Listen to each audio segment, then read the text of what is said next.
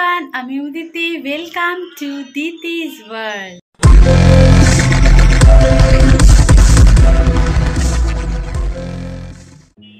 আজ আমাদের গন্তব্য কলকাতা থেকে অল্প দূরে হাওড়া জেলায় অবস্থিত তীর্থস্থান বেলুড় মঠে। চলো তাহলে বেরিয়ে পড়ি। এই ভিডিওর মাধ্যমে তোমরা জানতে পারবে বেলুড় মঠ সংক্রান্ত খুঁটিনাটি সমস্ত রকম তথ্য। কথা বলতে বলতে আমরা পৌঁছে গেছি। এবার গাড়ি পার্ক করে মেন গেটের দিকে হেঁটে চলছি। মঠের ভেতরে প্রবেশ করার আগে তোমাদের টাইমিংটা বলে দিই। এপ্রিল টু সেপ্টেম্বর সকাল 6:30 থেকে 11:30, বিকেল 4টে থেকে 9টা।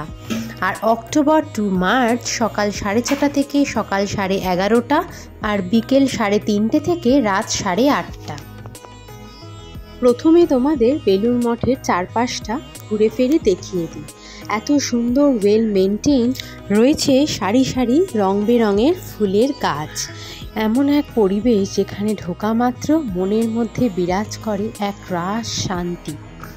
আর এই শান্তির খোঁজেই হয়তো দূর দূরান্ত থেকে রোজ প্রতিনিয়ত এত মানুষের আনাগোনা হয় এই পূর্ণভূমিতে।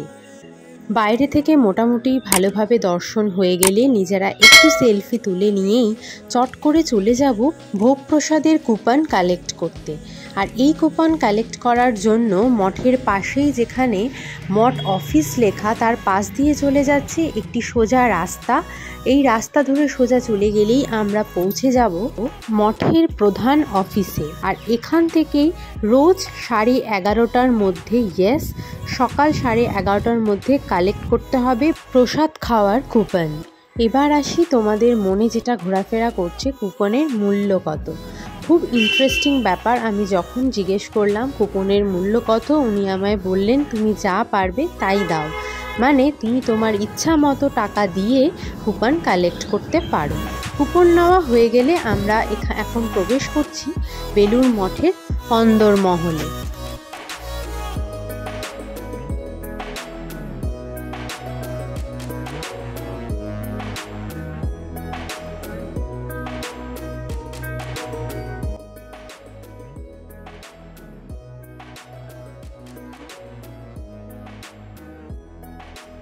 ওই যে দূরে দেখতে পাচ্ছ, এটা হচ্ছে ভোগ খাওয়ার লাইন।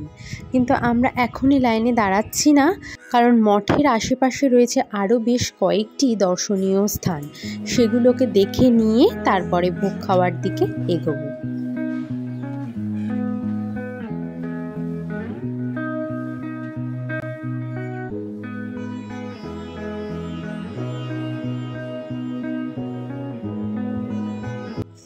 এখন আমরা দাঁড়িয়ে আছি যে দেবদারু গাছের সামনে, সেটি শ্রীমা সারদা দেবী, স্বামী বিবেকানন্দ ও তার গুরুভাইদের পূর্ণ স্মৃতি এই গাছগুলি কিন্তু আজও বহন করে চলেছে। এরপরে আমরা চলে এলাম স্বামী বিবেকানন্দের মন্দিরের সামনে। এটাই সেই স্থান যেখানে স্বামী বিবেকানন্দের পার্থিব দেহ অগ্নিতে সমর্পণ করা হয়েছিল।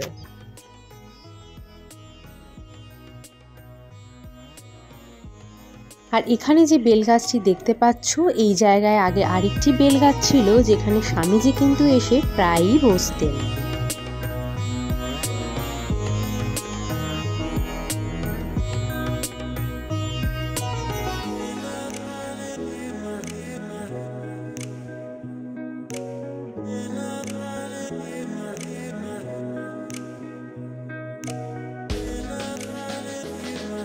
মঠের আশেপাশে চারিদিকে ছড়িয়ে ছিটিয়ে রয়েছে পানীয় জল এবং ওয়াশরুমের সুবন্দোবস্ত।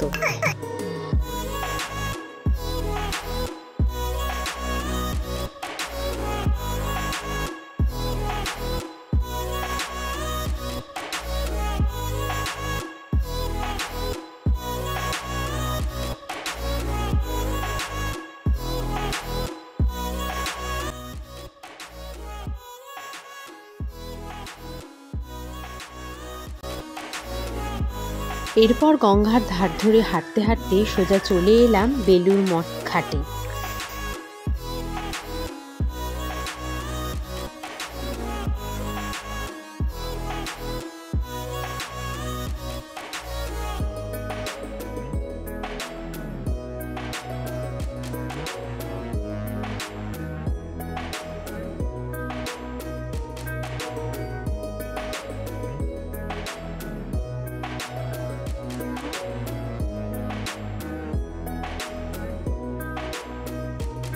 এই ঘাটের ঠিক অপোজিট সাইডেই আমি দাঁড়িয়ে আছি যেখানে, সেখানে হলো শ্রী মা সারদা দেবীর মন্দির।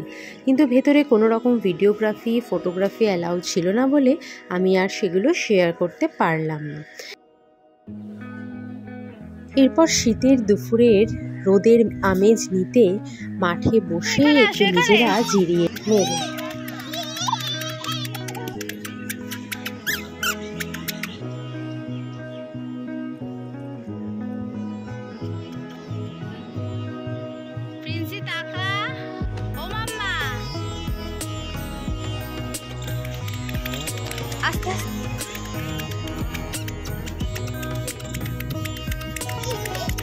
হাসতে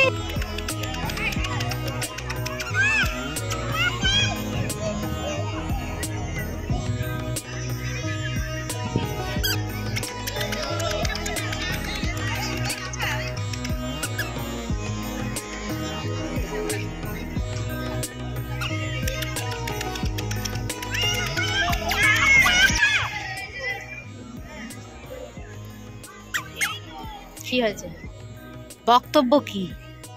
মনে মনে জীর্ণোৎসাহ থাকলেও এই যে আমার দোষী মেয়ের জন্য সেটা একটুও হলো না, উল্টে ওর পেছনে দৌড়াতে দৌড়াতে আরও বেশি করে খিদে পেয়ে গেল। তো চলো এবার ভোগ প্রসাদ খাওয়ার লাইনে দাঁড়িয়ে পড়ি। আর কি, এখানে দেখো এখনও আন্ডার কনস্ট্রাকশানে রয়েছে, কারণ উৎসবের সময় যেন আরও বেশি পরিমাণে লোক বসে একসাথে খেতে পারে তারই সুবন্দোবস্ত করা হচ্ছে।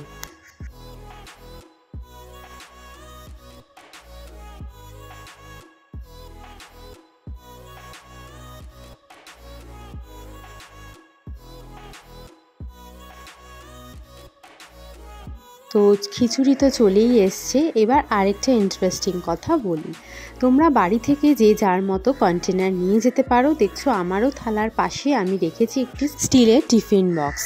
এবার ব্যাপারটা হচ্ছে, প্রথমবার ওরা যখন খিচুড়ি দেবে তখন কিন্তু সেই বাটিতে দেবে না, কিন্তু সেকেন্ডবার যখন আবার রিপিট করবে খিচুড়ি দিতে আসবেন তখন কিন্তু তোমাদের বলতেও হবে না, ওরা ভরে ভরে খিচুড়ি দিয়ে দেবে। সো ইন্টারেস্টিং না?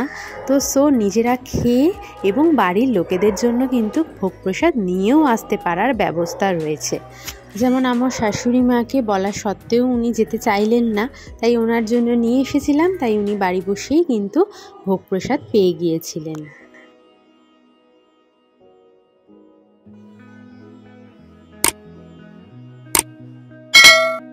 এবার ভোগ খেয়ে বাড়ির দিকে রওনা দিলাম, কারণ মন্দিরও অলরেডি বন্ধ হয়ে যাবে, তাই ভেতরে আর বিশেষ কিছু করার নেই। তো আজকের মতো ভ্রমণ আমাদের এখানেই শেষ। তোমরা আমাদের সাথে এই মহান তীর্থস্থান কেমন এনজয় করলে অবশ্যই কিন্তু কমেন্ট করে জানাতে ভুলো না।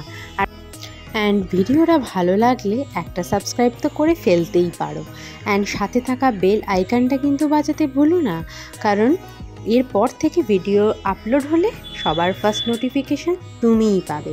চলো টুকটাক কেনাকাটা করে আমরা আবার উঠে পড়েছি গাড়িতে, এবার ফিরবো বাড়ি। দেখা হবে আবার পরের ব্লগে খুব শিগগিরই। ততক্ষণ ভালো থেকো, সুস্থ থেকো, আনন্দে থেকো। টাটা।